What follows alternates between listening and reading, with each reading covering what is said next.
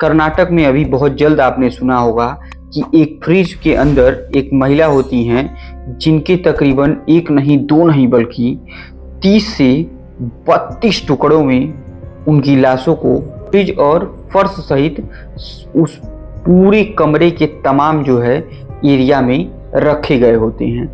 लेकिन कौन है ये महिला और क्यों इसके इतने टुकड़े किए गए, आज हम इसकी आपको पूरी कहानी बताएंगे। उससे जानने से पहले ये भी जानना जरूरी है कि जब उस फ्लैट का दरवाज़ा खुला तो सामने जब सारी दृश्य देखे लोग, यकीन मानिए दोस्तों, उनके पैरों तले जमीन खिसक गया कि इस कदर पूरे फर्श पर जो है खून पसरा हुआ था। एक टुकड़े किसी तरफ दूसरे तरफ रखे हुए हैं, एक टुकड़ा किसी दूसरे तरफ रखा हुआ है। देखने में ऐसा प्रतीत ही नहीं हो रहा था कि वो किसी महिला के लाश का टुकड़ा है।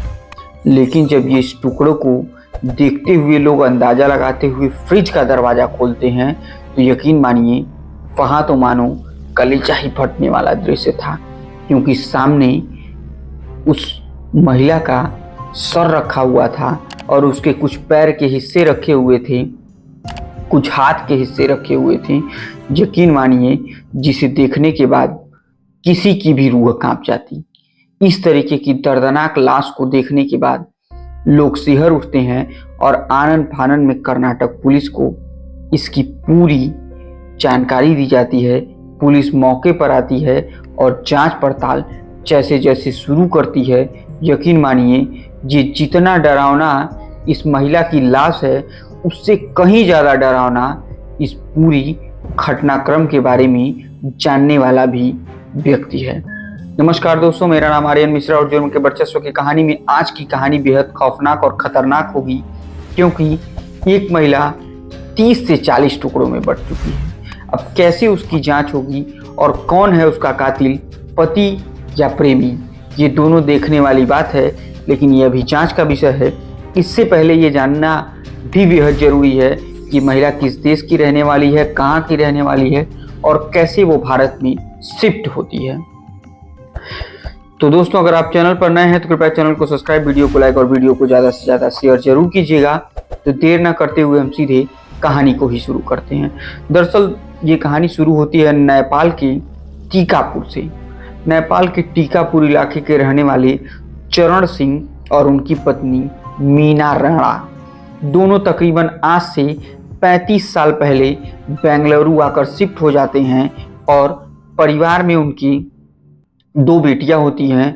बड़ी बेटी का नाम महालक्ष्मी एवं एक और बेटी होती है। इनके अलावा 2 और बेटे होते हैं। बेटे का नाम हुक्म सिंह और नरेश सिंह होता है। इसके बाद इन दोनों जुड़वा बहनों में से जो बड़ी बेटी है महालक्ष्मी, उसकी शादी पास के ही नील मंगला इलाके की एक व्यक्ति होते हैं जिनका नाम हेमदास होता है। और हेमदास मोबाइल की दुकान के एसोसिएट से संबंधित दुकान को चलाया करते थे।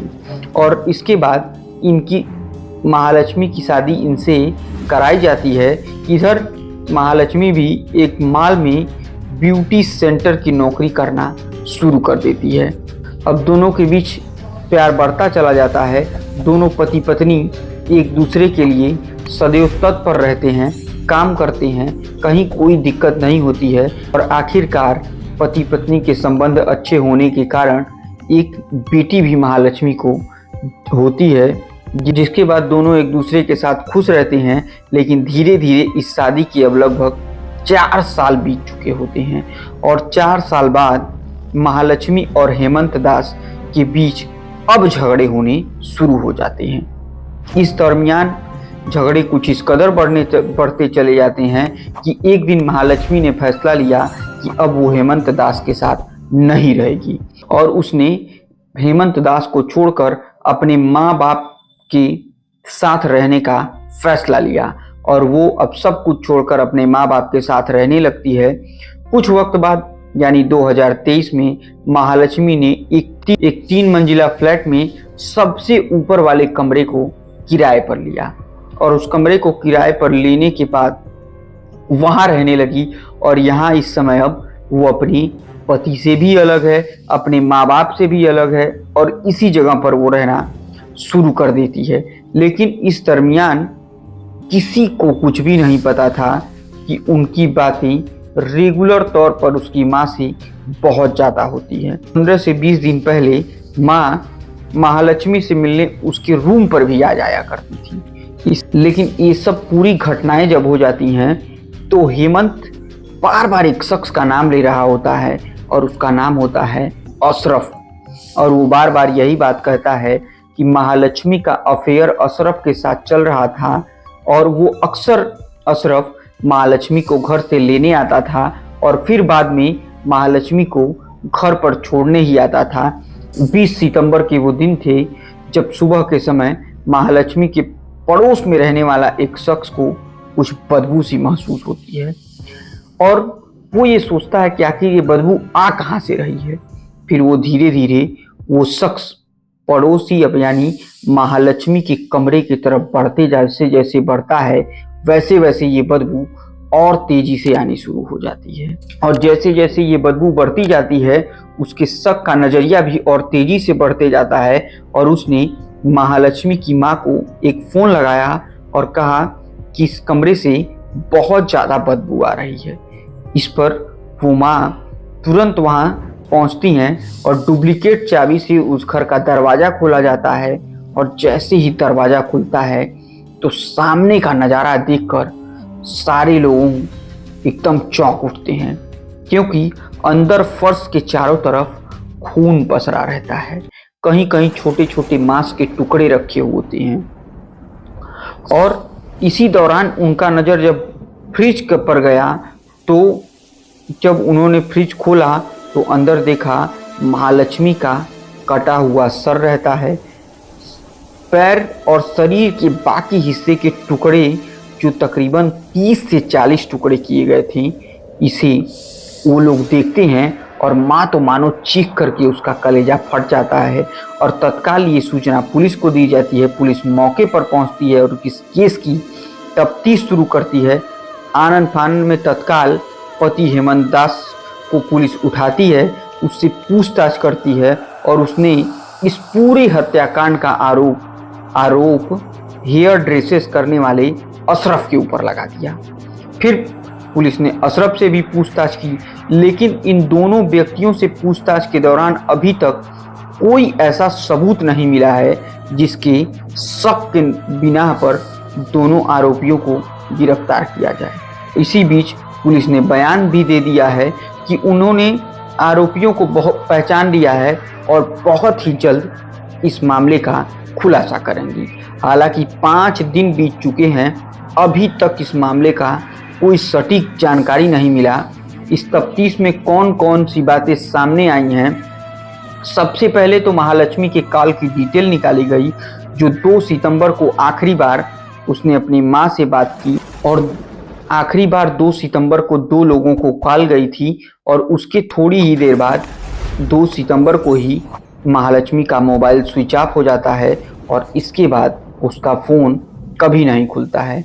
जिसमें माँ ने बताया कि अपनी बेटी से आखिरी बार 2 सितंबर को फ़ोन पर बात हुई थी, जिसमें उसने कहा था कि वो बहुत ही जल्द अपने पति यानी हेमंत दास से मिलने जाएगी। इसके बाद उससे कोई बातचीत नहीं हो पाई।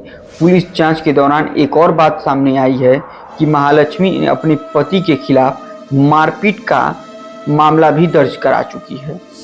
लेकिन इन सारी चीज़ों की बीत जाने के बाद जो एक घटना सामने रहती है वो ये रहती है कि महालक्ष्मी के घर के बाहर 2 शख्स स्कूटी पर सवार होकर आते हैं, जो वहाँ के लगे सीसीटीवी कैमरे में दिखते हैं। और इन तमाम जांच पड़ताल के बाद भी उन 2 शख्सों का चेहरा क्लियर नहीं हो पाता है। लेकिन जितनी बार हेमंत से पूछताछ की जा रही है वो बार बार एक ही बात कहता है कि उत्तराखंड के रहने वाले अशरफ जो हेयर ड्रेसेस का काम करता है, ये पूरा घटनाक्रम को उसी ने अंजाम दिया है। और अशरफ से जितनी बार पूछताछ हो रही है उसके पास इस तरीके का कोई फुटेज नहीं मिल रहा है। और आखिरकार अब पुलिस भी इस मामले को और तेज़ी से और गहराई से समझने की कोशिश कर रही है। लेकिन 2 सितंबर की रात जो 2 लोग स्कूटी से घर आए थे हालांकि उनके चेहरे तो नहीं दिख रहे हैं, लेकिन अब पुलिस इन्हीं दोनों लोगों की से शायद कोई सुराग मिले और दोनों लोगों को ढूंढने की पूरी प्रक्रिया अभी तक जारी है और पूछताछ भी काफ़ी तेज़ी से चल रही है। लेकिन पुलिस अपनी तफ्तीश के आधार पर एक बात तो कहने में जरा सा भी गुरेज नहीं कर रही है कि कहीं ना कहीं कोई बाहरी व्यक्ति ही महालक्ष्मी का कत्ल किया है, जो इतनी बेरहमी से कत्ल किया है। तो दोस्तों, ये थी महालक्ष्मी मर्डर केस की पूरी कहानी, जिसके आखिरकार प्यार में या पति से रिश्ते में, इन्हीं दो रिश्तों में उसे अपनी जान तो देनी ही पड़ी, साथ साथ अपने शरीर के 30 से 40 टुकड़े कटवाने भी पड़े। तो दोस्तों, ये थी बेहद दर्दनाक और खौफनाक आज के जुर्म के वर्चस्व की कहानी। उम्मीद करते हैं ये कहानी आपको बहुत पसंद आई होगी। पसंद आए तो कृपया चैनल को सब्सक्राइब, वीडियो को लाइक और वीडियो को ज्यादा से ज्यादा शेयर कीजिए। तब तक के लिए मुझे दीजिए इजाजत। जय हिंद, जय भारत।